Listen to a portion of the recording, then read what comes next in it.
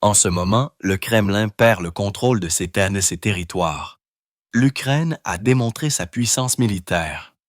De nouvelles armes frappent en plein cœur de la Russie. Un développement incroyable d'ingénieurs d'armement ukrainiens a stupéfié le monde entier. Plus personne n'est en sécurité en Russie. La panique règne au Kremlin.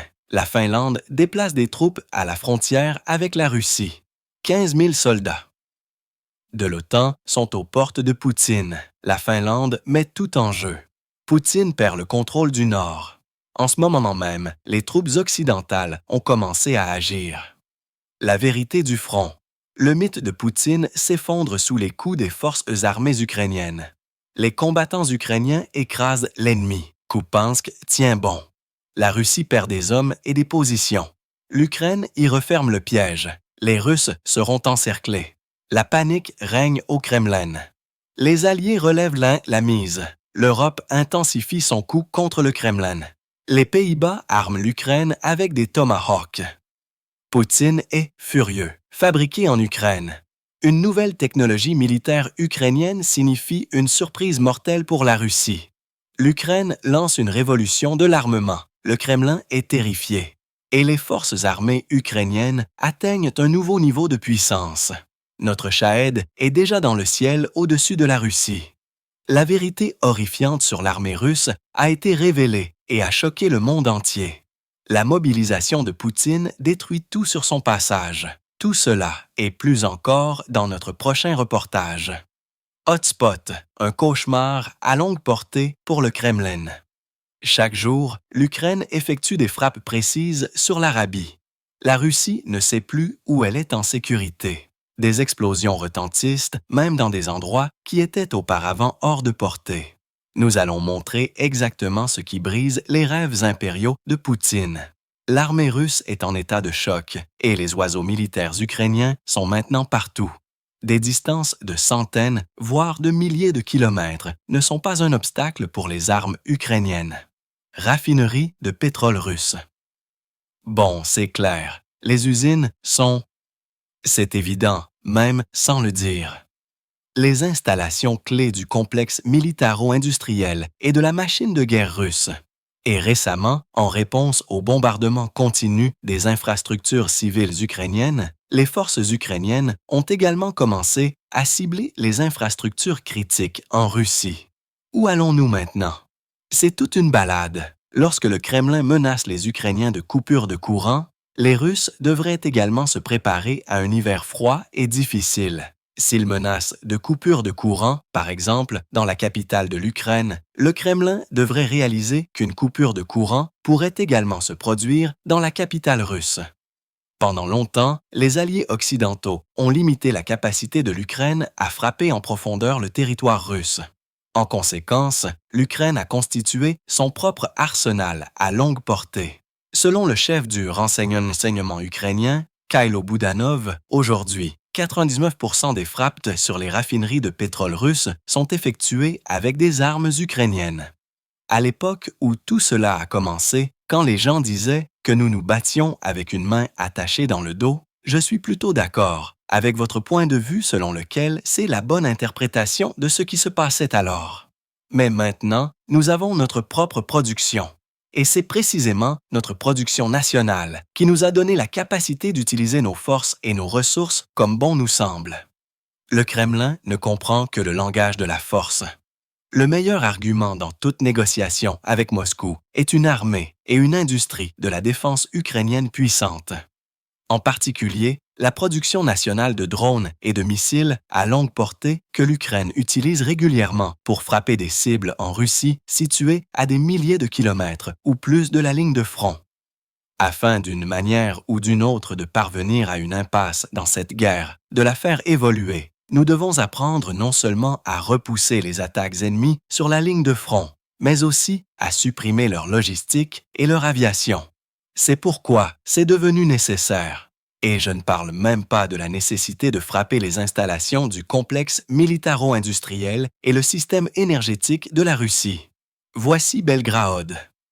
Fondamentalement, c'est le chaos ici. Il n'y a plus d'électricité nulle part à Belgorod. Si les drones les plus simples à fabriquer sont utilisés pour les frappes sur les raffineries de pétrole russes, les drones à réaction comme Polanity, Peklo et Bars sont plus adaptés aux cibles du complexe militaro-industriel. Leurs spécifications techniques ne sont pas divulguées. Les experts suggèrent que la portée de ces drones à réaction se situe entre 500 et 700 km. L'avantage principal est leur faible coût par rapport à leurs concurrents, les missiles de croisière. Il y a 2 endroits de ce genre. 2 villes comme Moscou et Leningrad, qui sont les plus protégées par les systèmes de défense aérienne de la Fédération de Russie, pourraient commencer à être touchées tous les soirs. Bar sera capable de les atteindre et je crois que cela devrait se produire systématiquement. En dessert, des missiles ukrainiens à longue portée sont en réserve pour les occupants. Les Neptune et Flamingo à longue portée, d'une portée de 1000 et 3000 km respectivement. L'oiseau rose ukrainien impressionne non seulement par son énorme portée, mais aussi par une ogive d'environ 1000 kg.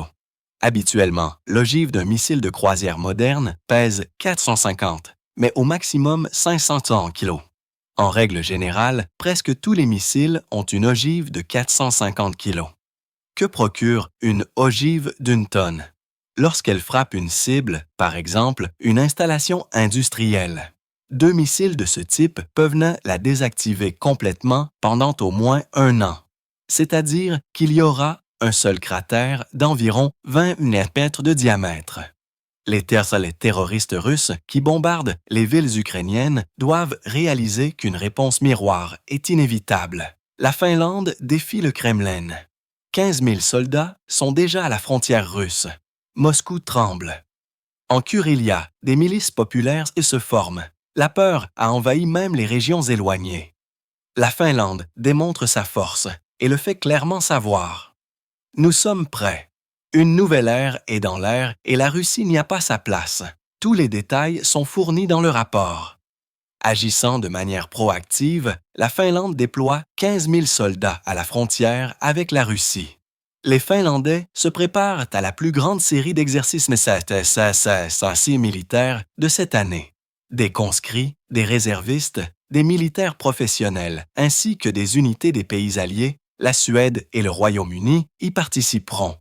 Comme l'ont rapporté les forces terrestres du pays, le but des manœuvres est de tester la préparation de l'armée à défendre l'État et de renforcer la coopération avec les Alliés.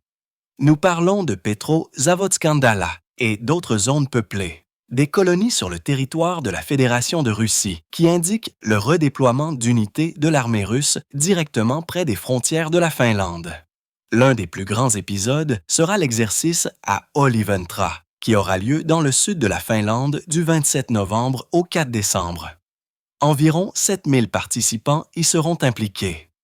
La Fédération de Russie a constamment fait comprendre à la Finlande qu'il existe une menace imminente sur ce pays.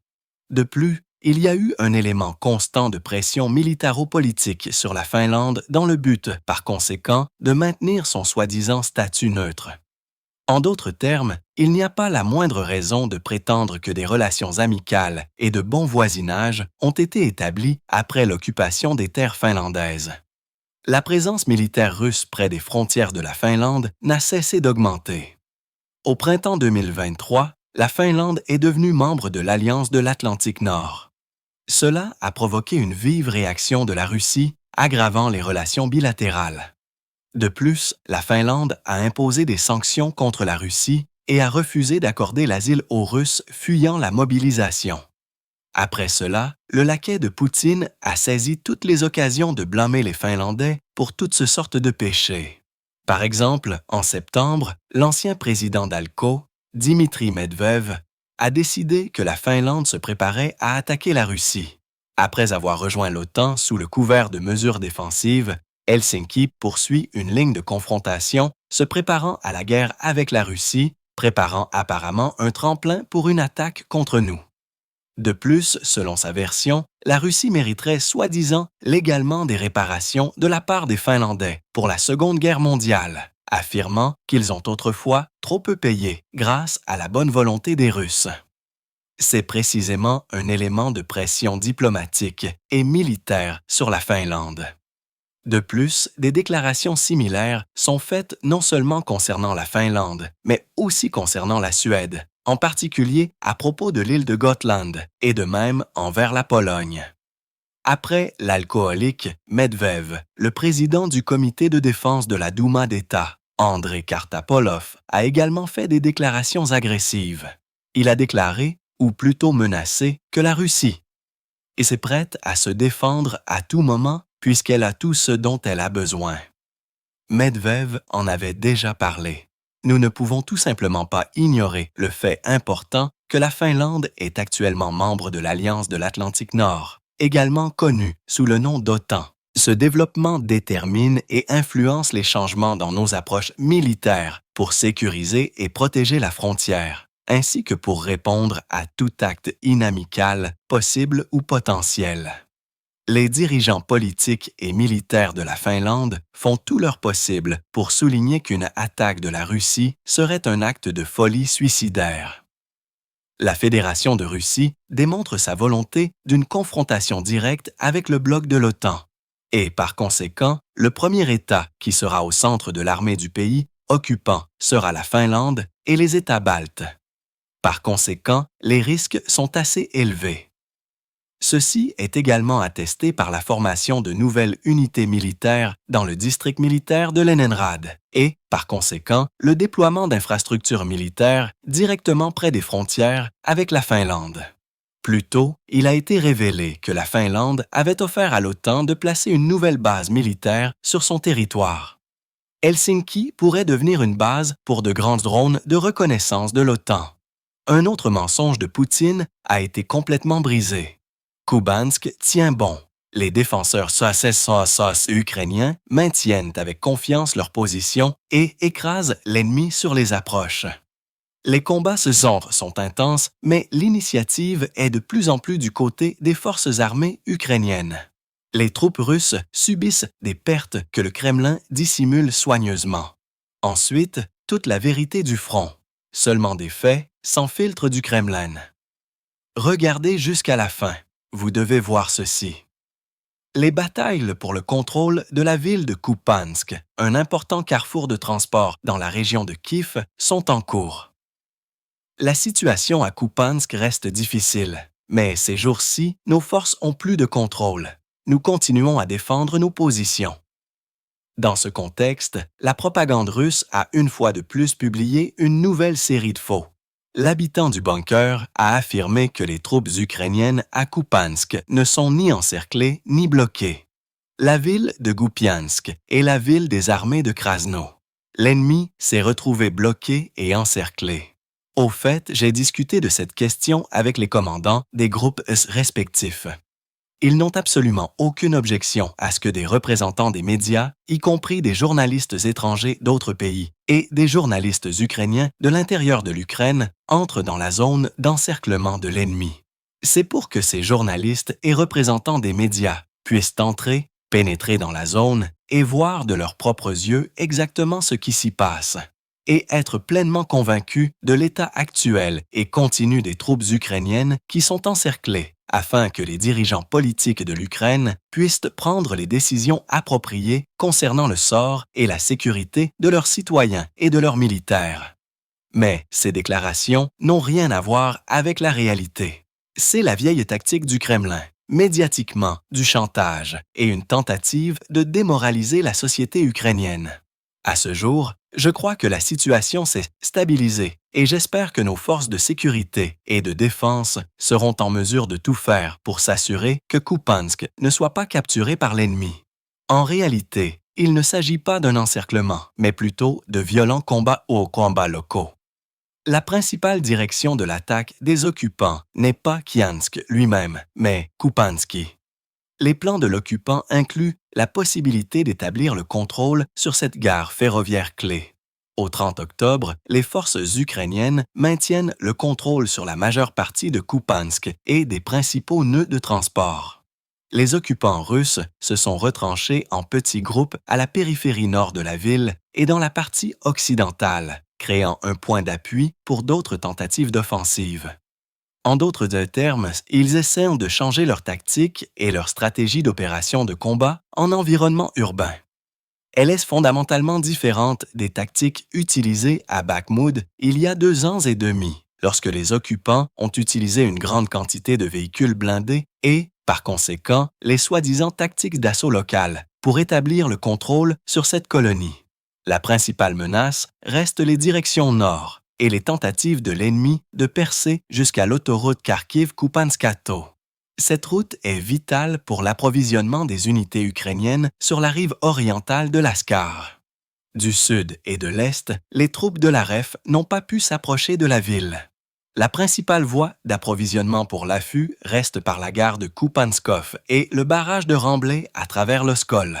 Le barrage est périodiquement soumis à des frappes aériennes ennemies, mais il reste opérationnel et les passages de pontons servent de voie de secours. En d'autres termes, le principal objectif et objectif stratégique des occupants n'est pas de pénétrer plus profondément dans la région de Kharkiv, mais de répéter le scénario de 2022 lorsque le regroupement EUM des occupants était considéré comme l'un des plus aptes au combat et visait à réaliser l'encerclement opérationnel des unités ukrainiennes.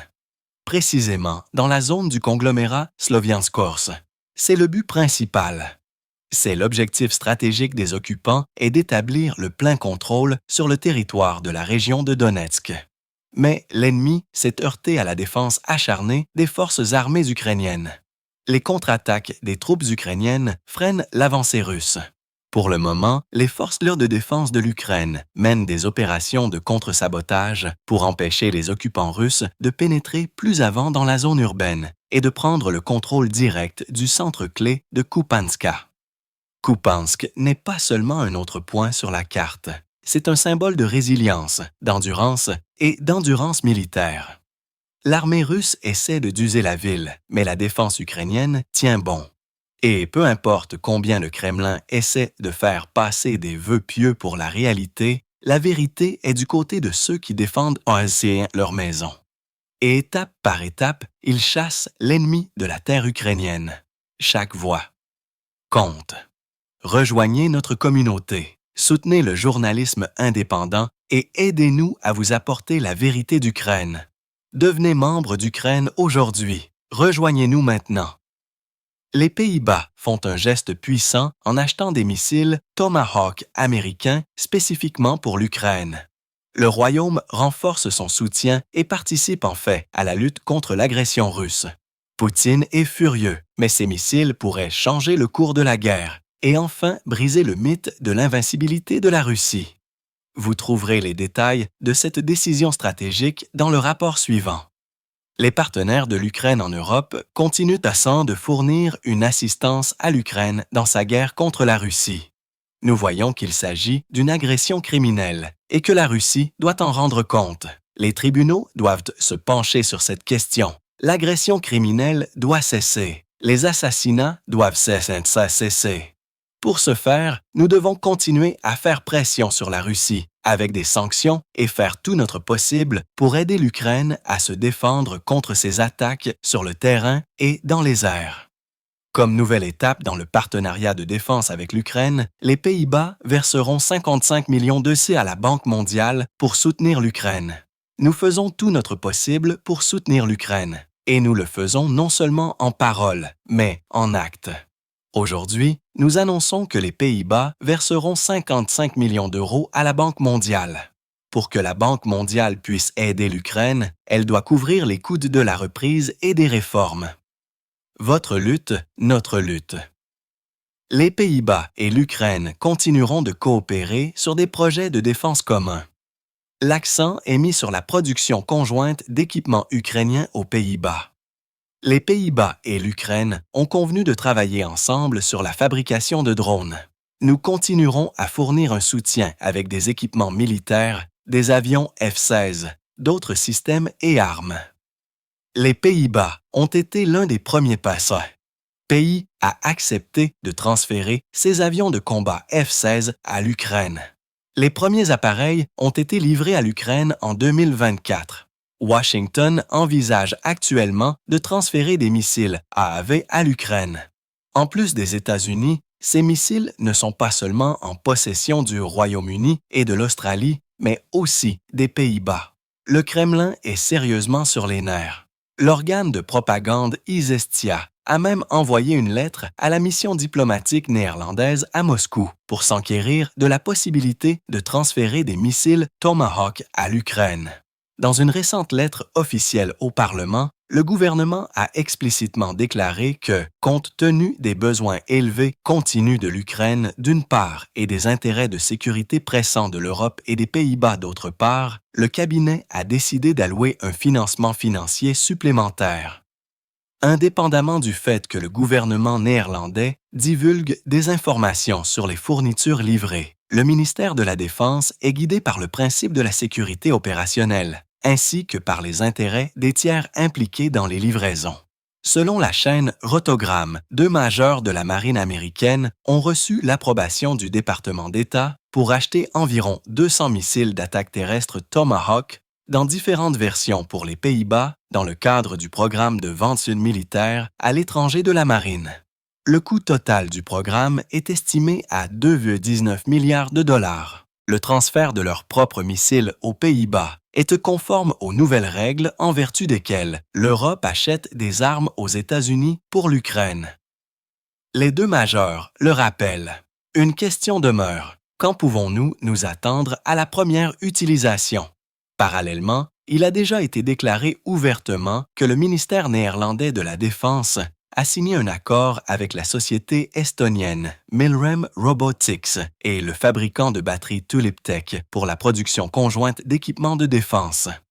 L'entreprise fournira à l'Ukraine plus de 150 véhicules terrestres sans pilote. C'est un honneur pour nous de diriger ce projet en partenariat avec les Pays-Bas et VDL.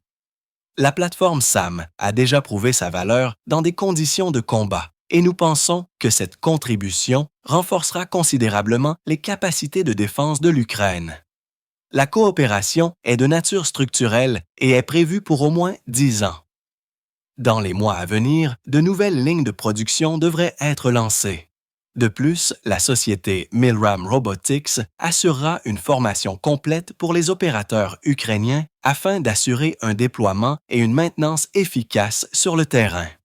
Les nouvelles unités compléteront les 15 véhicules MIS qui sont déjà en service en Ukraine et qui prouvent leur efficacité sur le champ de bataille depuis 2022.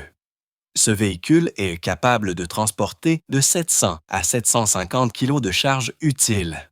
Il peut non seulement transporter les blessés et gérer la logistique, mais il peut également être utilisé comme châssis de combat, car il peut être équipé à la fois de mitrailleuses et de canons automatiques.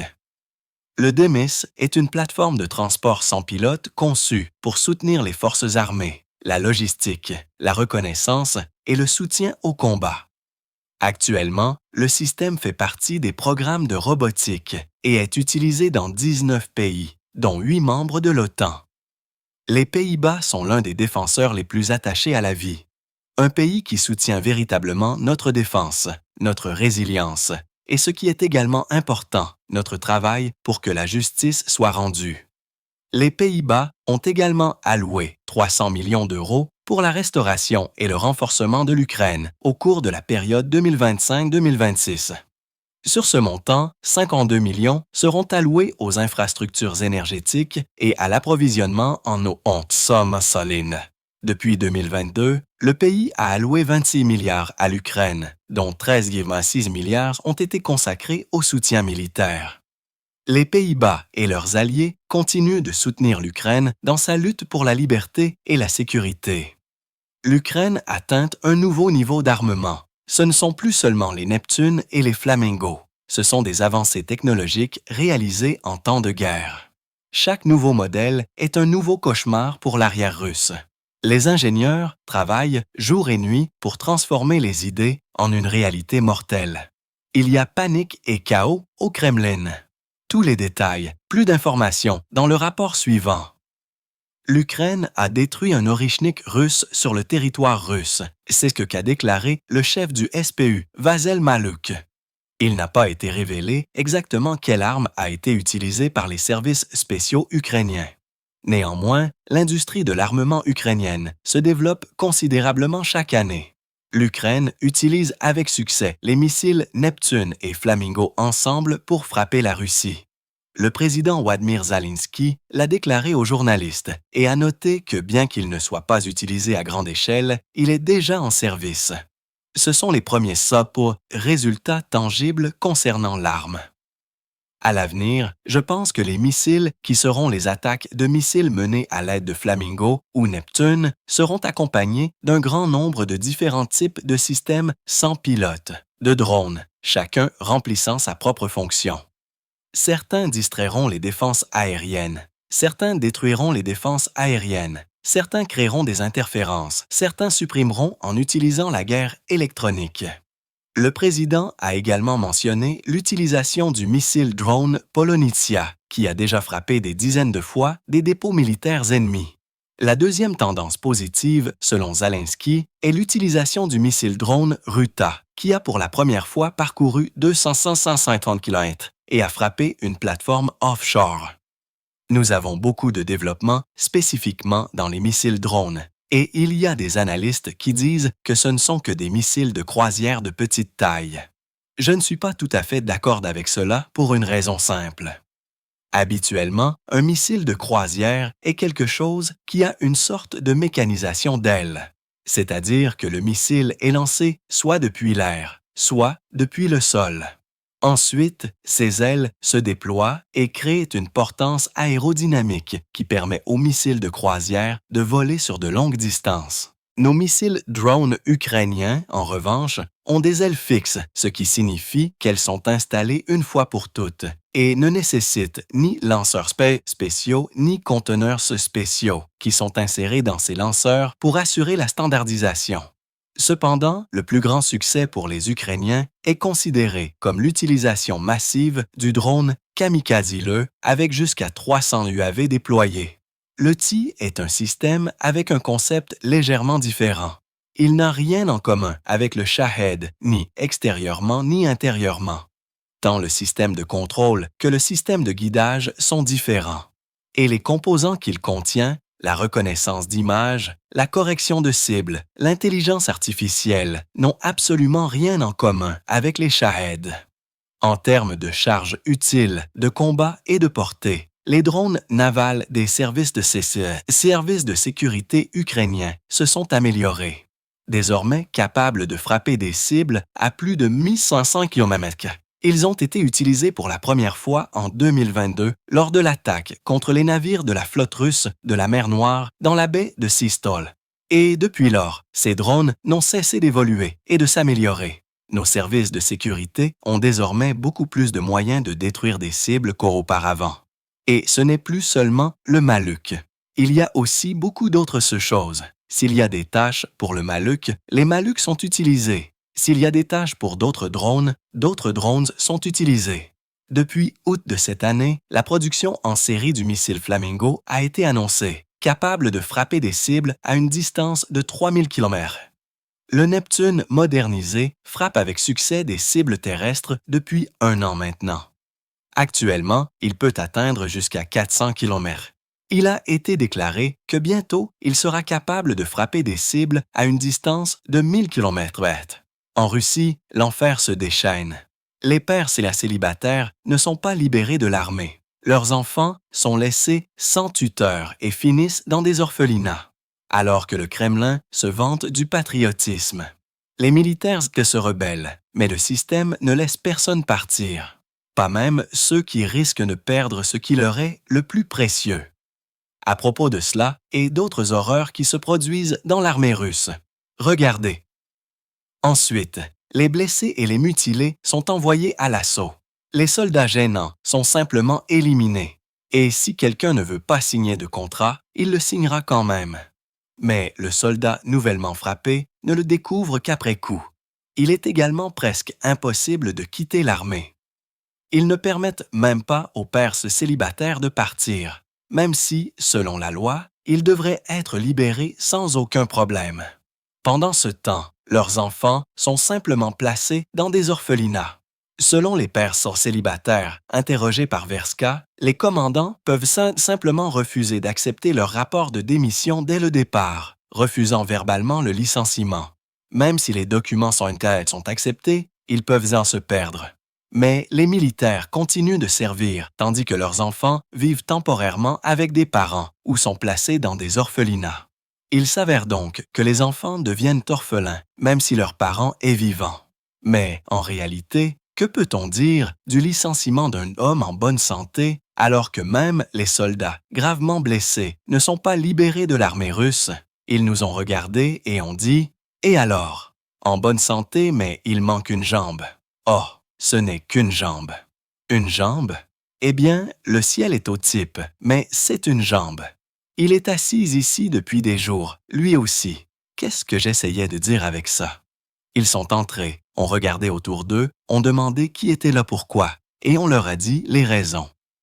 Très bien les gars, j'ai compris. Et puis ils sont partis.